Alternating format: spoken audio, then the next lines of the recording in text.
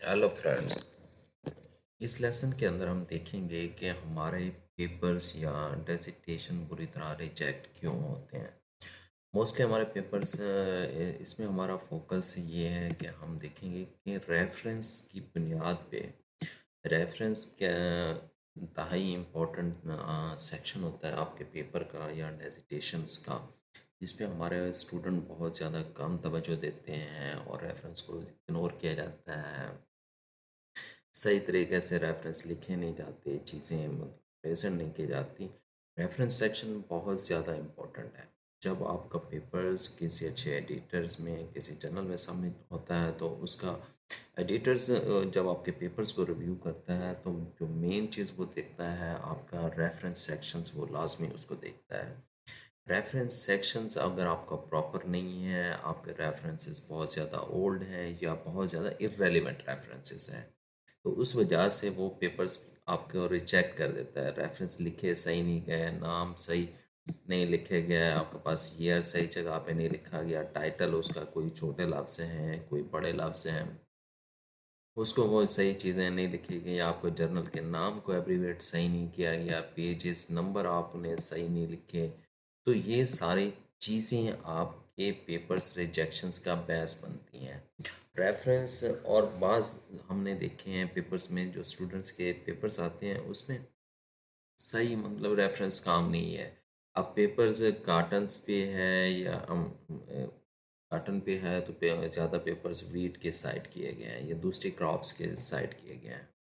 और पेपर्स जिन जर्नल्स को साइट किया गया है वो ज़्यादा अच्छी क्वालिटी के जर्नल्स नहीं हैं, प्रेडेटरी जर्नल्स हैं, हाई क्वालिटी के जर्नल्स नहीं हैं।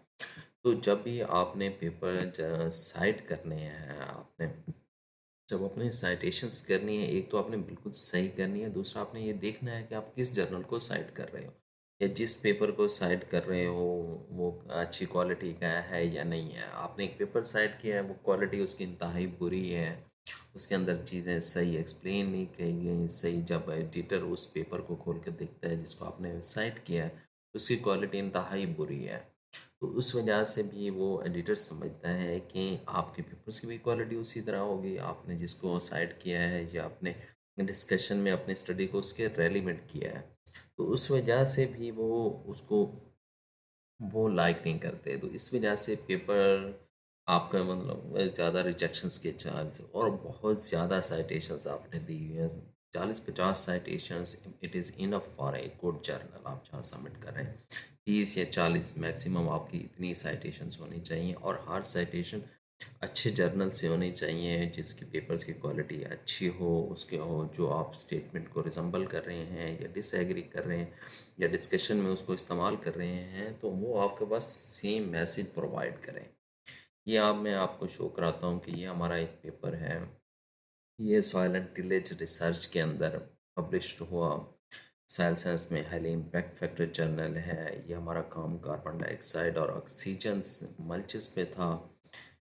तो हमारे पास अब ये देखें, मैं आपको दिखाता हूँ जो पेपर्स इसमें साइड किए गए हैं वो इंतहाई क्लोजली हैं इन गैसेस के साथ। आप पेपर्स को देखें, आप जब इस किस्म के पेपर्स, आप ये पहला रेफरेंस देखें, आपके पास सही नाम लिखे हुए हैं, उसके बाद ईयर लिखा हुआ है, उसके बाद टाइटल है आपके पास, उसके बाद जर्नल के यूरोपियन जर्नल ऑफ साइंस है, बायोलॉजी है, और उसमें आपके पास देखें आपके पास वॉल्यूम है और उसके बाद पेजेस नंबर है exact correctly. Soil carbon dioxide सही पहला पहला रेफरेंस जो है वो इंतहाई रिजम्बल कर रहा है आपके पास।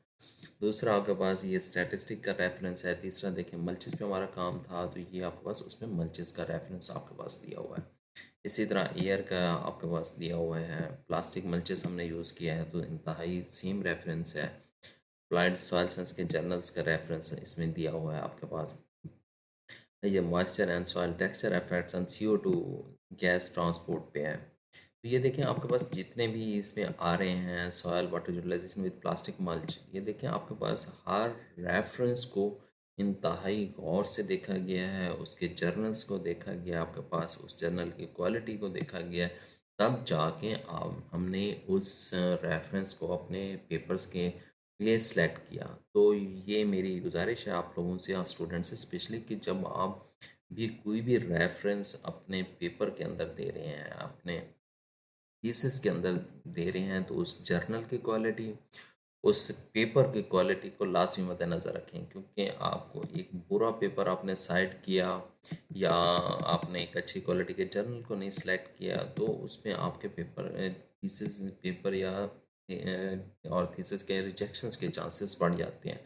तो रेफरेंस को बहुत ज़्यादा तवज्जो दें। हम अपनी नेक्स्ट वीडियोस के अंदर डिस्कस करेंगे ये चीज़ें कि आप ये सारे रेफरेंस को कैसे बेहतर कर सकते हैं और आप किस तरह रेफरेंस साइट कर सकते हैं, किस तरह आप जर्नल के नाम को एब्रीविएशंस कर सकते हैं, और पेपर्स पेजेस नंबर्स को आप किस तरह दे सकते हैं। तो हमारी नेक्स्ट वीडियो इसी चीज़ पे हम अब कोशिश करेंगे कि स्टूडेंट्स के रेफरेंसेस को बहुत बेहतर किया जा सके, ताकि उनके पेपर और थीसिस अच्छी क्वालिटी के प्रोड्यूस हों। Thank you very much.